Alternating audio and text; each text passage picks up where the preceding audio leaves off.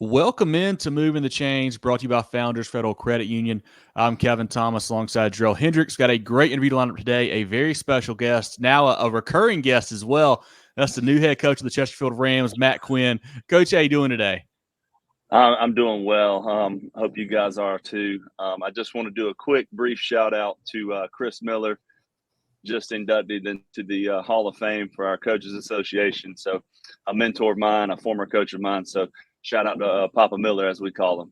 That's awesome. Yeah, he has devoted his life to the game of football here in the state, and he's one of the best we've had. So that's definitely a great shout out to him there. He has been a huge impact on my coaching career. So, I just wanted to get that out of the way and publicly thank him for everything that he's done for me and my career. That's awesome. Well, if you guys are here for the first time, be sure to follow us on Facebook, Twitter/X, Instagram, YouTube, and more at Moving Chains. Website movingchains.com, podcast on Apple, Spotify, Google, and more. Coach Quinn was hired in June. He was most recently the AD at Marlboro County. Prior, he was been the head coach at North Augusta, Westwood, and Union Pines in North Carolina. Coach, let's start there. I'm sure, getting hired so late in the cycle, it's been a little bit of a whirlwind there for you coming from Marlboro County over here to Chesterfield now. But what's that transition been like? And do you feel like you're a little bit set now there with the Rams? Yeah.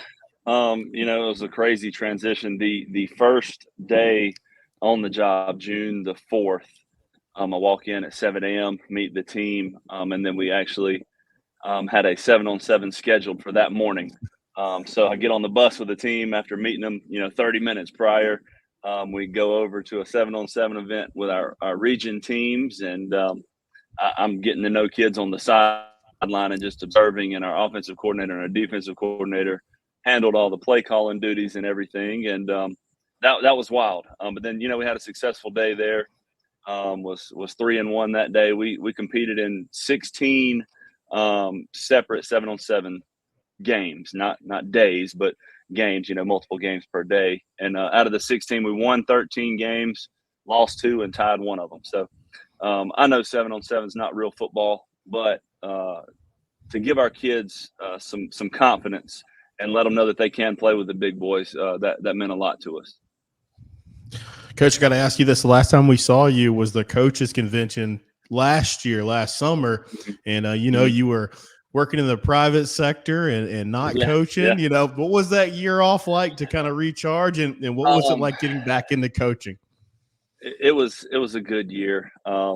Wasn't fully happy with what I was doing because my passion is being on the sidelines and working with student athletes daily. But we wanted to move to my wife's hometown. This is where we met. This is where we spent our first few years together in high school. And so I took a leap of faith and brought my family home. My kids have, cousins and dance studio that they're a part of and all this good stuff that we've got here with great grandparents here as well. So I took a leap of faith, went and worked for Booster Fundraising, which they've always done my fundraisers, a great group of men that really care about the team that they're working with. I do want to shout them out because they do a really good job with fundraising. So they needed a rep to cover this area. I did that, worked with a lot of teams and coaches across the PD area. And that was fun because I was still kind of connected to coaches and kind of being around players, but it just didn't scratch that itch that I had. I went to a few football games, high school football games last year, 3 or 4 or 5 games and around this area. And then when I wasn't at a game, I would find one on TV, a high school football game on Friday night on TV. So just being able to have the opportunity to get back into coaching, it's kind of like you don't know what you got till it's gone. And you don't know what you truly miss until you don't have it. And so it was a good year to recharge, stayed in touch with all of my coaching contacts, stayed in the film and just kept studying like I always do. Because I knew at some point the right opportunity would come up in our area so I wouldn't have to move my family. And that was the perfect opportunity with Chesterfield High School. Coach, for folks who maybe didn't see our first interview with you when you took over the North Augusta job a couple of years back, can you kind of give the folks some background about how you got into coaching and just kind of where you've been leading up to now to that Chesterfield job? So I played at Burns High School in the upstate under Coach Bobby Bentley, and we won 4 state championships, 2 games in high school. We didn't really realize how spoiled we were by that record. But it was a fun time. Signed a college scholarship to play at Vanderbilt University. Went there and long snapped as a true freshman. Had a good time in the SEC. Saw some crazy stadiums. Played in the Big House at Michigan. Played at Alabama. Played at some really cool places. But then Bobby Bentley got the head job at Presbyterian College, and I was able to come home and play for him and play receiver. I knew that I wanted to catch passes again and line up in the slot, but I knew I had a little self-awareness and knew that I wasn't going to do that in the SEC. They liked me to long snap, and I was good at long snapping, but I wasn't going to be fast enough to run in the SEC. So I went and played at PC for my last 3 years, ended up being an all-conference player there, graduated from there with a history degree, went straight into coaching because of the coaches that poured into me. I've already, said Chris Miller, Bobby Bentley, Brian Lane is another huge influence. And all those guys were at Burns at the same time, which is crazy to think about the elite level of coaching that we had just at position coaches. Like Brian Lane was a position coach and he's a state championship head coach. So it's wild to look back and see all those coaches, but, still in contact with all those guys, all of my former coaches, and they reach out and, wish me luck, and we talk scheme and ideas together all the time. All right, Coach, we know you got hired late, into the cycle. How's that staff shaping up? How's it looking? Were you able to keep people in place, or what's that mixture looking like? So we have a really, really fun staff to be around, really great guys, a lot of Chesterfield homegrown guys. Our offensive coordinator's Nick Dixon. He does a great job with our offense and our quarterbacks. Our defensive coordinator is Nick Jolly. He's also our varsity head girls basketball coach. So he's fully invested in the school. I was lucky enough to be able to keep those guys with me. Adam Caskey is our strength and conditioning coach, and he also works with our offensive line, a Chesterfield grad, somebody that loves this town and loves this school.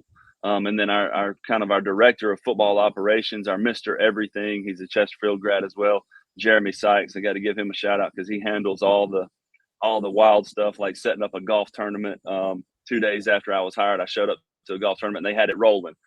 So lucky enough to keep those guys. And there's more, especially with the middle school level. We've got 7th through 12th grade. We're kind of running all together on the same program, the same system, and how we're going to do things and how we're going to build it. I did bring in 2 guys with me. I brought Dylan Moon with me. Coach Moon was actually a coach of mine at Union Pines High School in North Carolina when I got my first head job. My second year there, he had just got out of college, graduated from App State. He was a student assistant at App State, and we met when I was at Union Pines. I brought him in with me, and he was coaching with me at Union Pines. So he was in the private sector for a year or two himself, and he when he saw me get back in, I think he kind of realized he needed to get back in too. So I'm glad he did. Was able to get him. And then also got Mike McManus with me.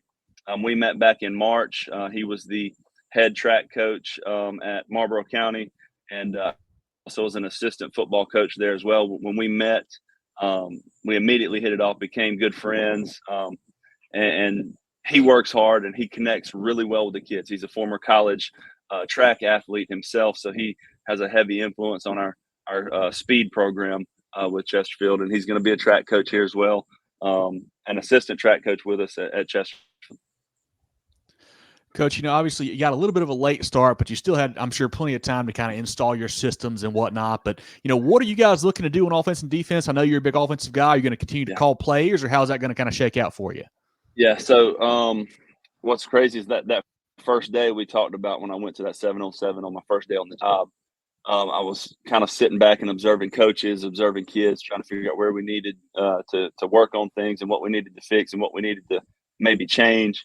And Coach Dixon was calling the offense, and he immediately started calling plays, and it was terminology that just clicked to me. And I was like, what? And then I realized that he worked for Coach Eason, and Coach Eason came from Spartanburg, which he was under Chris Miller. So the terminology had trickled from Spartanburg to Chesterfield, and Dixon was using that same terminology. So with it being so late, we made the decision to roll with that that same terminology. Of course, we're going to put our spin on things and all that, but it's easier for me to learn everything than it is for, all of our kids to try to relearn something in June. So I felt it was best to be consistent there. Coach Dixon's going to call our offense. I have full faith in him and the way he does things in that first 7-on-7. I saw a lot of good things out of him, and he is going to make a great head coach one day. Defensively, we're going to run a 3-4. I've been around 3-4, the 3-4 defense a long time. Coach, we did it at North Augusta with Coach Mack, Kevin McKeever. We ran a 3-4. Coach Jolly is a 3-4 student of the game, and he got a lot of his stuff in clinics and stuff with Dutch Fork. So I think they do a little bit of good things on defense. I think they're pretty solid defensively and as a program. So it's okay to kind of mimic some of those guys. But my influence this year is going to be more defense. I want to get on the defensive side of the ball and be with those guys a lot more. Obviously, as a head coach, I'm going to be all over the place, but I spend a lot more time defensively now at practice than I ever have in the past. And it's been refreshing. It's something new. It's something fun for me to coach. It's a different mindset. Defensively, it's go, go, go, hit. We got to rally. We got to do all. We got to force turnovers. And offensively, it's more laid back and kind of calm. And you got to stay level headed with your calling plays. So I think that's the fun part of defense for me that I've never really paid attention to. Coach, while scheme is important, X's and O's are super important. The Jimmies and Joes are more important. Who are some special players you've identified, early on in your tenure, especially over the summer, to really make an impact and break out for your team? Yeah, I think we have one of the better, if not one of the best receivers in the PD area, and that's Quay Clark. Quay is a big kid, strong kid. He's squatting 380 and benching over 225, and he runs well. He goes up and high points the ball very well. So he's going to be a really good player for us, a breakout player for us out there at the X receiver position. We got a really smart kid at quarterback, Bryce Adams. He's a baseball player. He's a leader. He does everything the right way. And you always know what you're going to get with Bryce. Up front, you got Tage. Tage Diggs at center. Tage has already picked up a couple of D2 offers. So Tage is a really good player, really strong. He's a leader. And he's going to turn around and play on the defensive line too, because he's just too good and too fast and too explosive not to. Then you flip over to the defensive side of the ball. I think at our defensive end position, Caden Mungo is he's going double duty on offensive line, but defense is kind of his thing, and he's a long, lanky, smart, fast kid that gets off the ball very well. We've got a slew of offensive linemen that are back. All 5 starters are back on the offensive line. So that's always comforting to have guys that have played together and have game experience up front, because we know it starts up front, and that's where you win football games. So having all 5 of those guys back is huge for us. And then the defensive backfield and also a slot receivers, Terrell. Little Terrell is probably 5'3", but don't let the size fool you. Terrell is fast. Like he fast, coach. Like he can run, he can go, and he's going to play all over the field defensively and offensively. So that's just some of our key guys. And then obviously we'll have some breakout guys that'll step up once we put the pads on and we can really see some of those sophomores that didn't get some film from last year. There'll be some more pop out guys come out next week when we get into our full pad practices.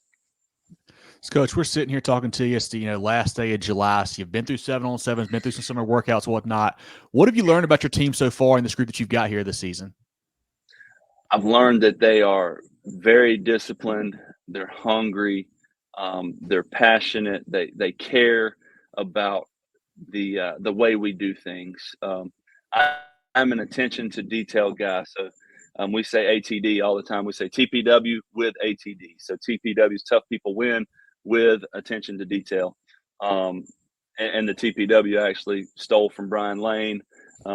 He used it at Westside, and it worked out well for him. So I thought I'd take it to our Rams as well. It's a Rams connection there. So he has blessed me and told me, you've got my blessing to use the TPW. And then I added the ATD because I'm I'm attention to detail guy. That's what I like to focus on in the weight room, in practice, in class, doing things the right way. If we say behind the line, you're behind the line, you're not touching the line. If we say run past the cone, we're going to get past the cone. We're not going to pull up short.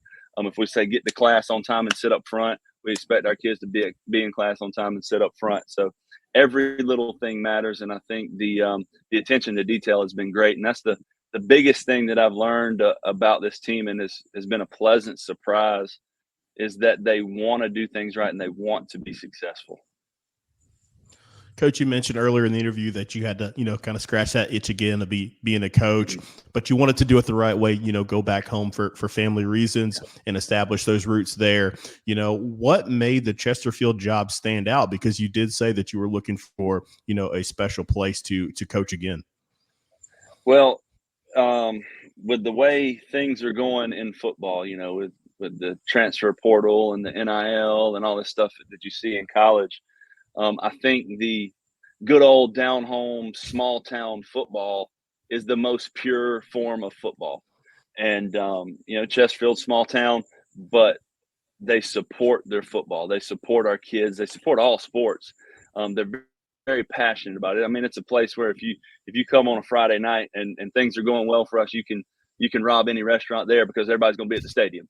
It's just that type of community that I've been passionate about pursuing that type of atmosphere. I haven't been in that type of atmosphere. I've been at 4A, 5A schools, and this is different. You have small town atmosphere, small town vibe with our kids, our players, our community. Our coaches are from here.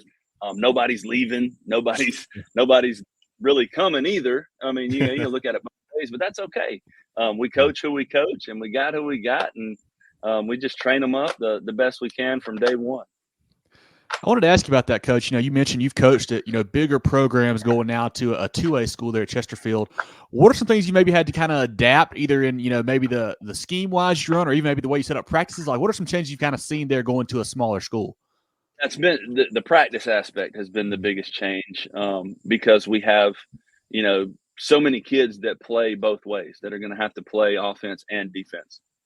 In my past head jobs, we've had an offense, we've had a second team offense, we've had a defense, a second team defense. We don't have that luxury of numbers here. So kids have to be in shape and kids have to play both ways. And then when you go to schedule practice, it's different because, at North Augusta, we would schedule offensive practice, we'd schedule a defensive practice. Somewhere in the middle, we'd get together for 7-on-7. Somewhere in the middle, we'd get together for inside run. And then at the end, we'd do team. And everybody's kind of separate in their own locations. And now we have, probably 7 kids that are going to contribute, if not start, on both sides of the football. So being able to manage your practice to where they're getting equal time and getting reps on both sides of the ball so they know what the game plan is, what the scheme is. That's been the biggest change for me with scheduling practices. But outside of that, man, I think football's football. 2A, 1A, 5A, 8A, whatever you want to call it. Football is football. You got to block, you got to tackle, you got to get your kids to play hard, you got to get your kids to believe. You got to get lucky, have no injuries, and just hope the ball bounces your way. But at the end of the day, football's football, and we're going to get after it the best way we can. Coach, I kind of want to talk about that a little bit. Football being football. You're from the upstate like I am, and I've learned the last few years covering the state of South Carolina, it doesn't matter if it's a lower classification. There's some great ball in the 2A, 1A level, especially down there. I was looking at your schedule, man. You got some heavy hitters like Lakeview, Johnsonville, some really cool teams. What have you had to adjust in this quick amount of time to kind of scout these teams that you have probably not very familiar with? Yeah, that's a big difference for me, is just opponent familiarity. Not really familiar with the majority of our opponents, their coaching styles. So we're gonna have to spend a lot more time, breaking down film. When you play guys that on a year in, a year out basis. For example, we played Dustin Curtis every year from at Westwood, and then even at North Augusta, we played him when he was at Dorman. You're kind of familiar with what those guys do. And how they do things and what to expect. And here in a new location, in a new area, it's going to take a little bit more scout work to really hone in on what these coaches like to do and how they like to coach.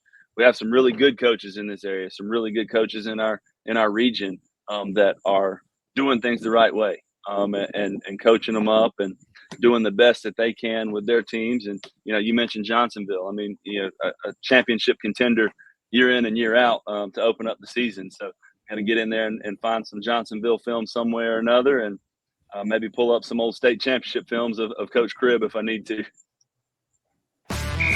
Need a new ride to get you to the big game? Founders Federal Credit Union has auto loan rates that'll get you in the driver's seat without breaking the bank. And here's the best part. No payment for up to 90 days. Drive to victory with a loan that suits your budget. Visit foundersfcu.com/auto today and score your dream car with an auto loan from Founders. Terms and conditions apply. Member qualification required.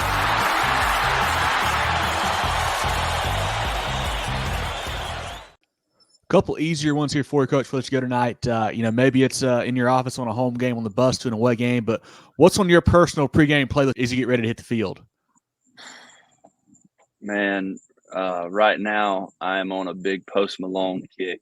Post Malone has some really good music, and now he's doing this country crossover.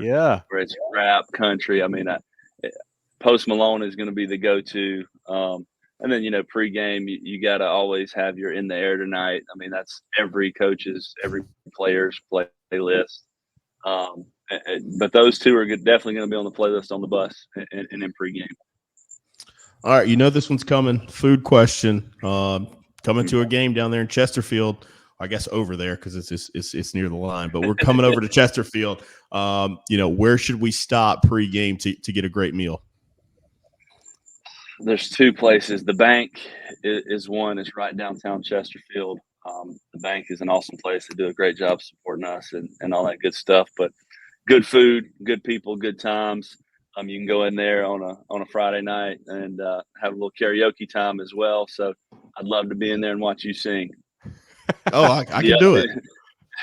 The other one would be Carolina Steakhouse. A little local steakhouse that is probably the best steak I've had in my life, other than just putting it on the grill because I think I think I'm a grill master myself. So, but other than that, Carolina Steakhouse is a close second to Matt Quinn on the back porch. I love it. Well, Coach, I know, Chesterfield, they're part of a pretty big rivalry there with Sherrall, where I've heard it, gets a little intense, gets a little nasty out there. How excited are you to have, be in your first rivalry game against the Braves there? And I think you play for a bell, right? Is that correct? Yeah, the Phillips Bell. Yeah. Okay. It's going to be fun. That's probably one of the coaches, maybe the only coach that I have some familiarity with in our region and in our area is Coach Poole. Mm-hmm. He does a great job. We've been friends for a long time, with my in-laws. My brother-in-law and my sister-in-law went to Sherrall High School. I went to a couple Sherrall games last year just as a fan and hanging out because my brother-in-law is going to be a senior there. He doesn't play football, so we don't have to worry about that, Rob. He's a soccer guy. I've been trying to get him to kick for years. Maybe Coach Poole can talk him into it. But that rivalry is going to be fun because, friendship aside, it's about, that pride and playing for that bell. And, once that game's over, we shake hands and then we help each other get through our playoff runs and find film for each other and do all that stuff, we talk all the time about it, and I want Andy Poole to win 9 games this year. I want Andy Poole to win 9 games. Awesome, Coach. Last one before we let you get out of here. What are some goals that you've set for the 2024 version of the Chesterfield Rams? Yeah, so one of our first goals, which we kind of attacked from day one, was increasing participation and building some pride in our program. At the end of last season, I think they finished the year with 18 or 19 kids in their last game on the sideline. So my first goal was to be at 40. I said, we got to, hit the ground running. We got to go and find these basketball players, these baseball players, these kids that are in our school building that can help us on the football field. So our coaches did a really good job of that. The coaches that knew family members or graduated with family members or dads or uncles or whoever, and just getting in there and talking to people. And now we have recruited we're up to 47 right now, with probably 3 or 4 basketball guys on the line since we started school early. I was able to get in there and talk to some of those guys, but going to basketball events this summer when they were playing summer league and recruiting them. So that was goal number 1 for our program. Our staff did a great job of helping with that.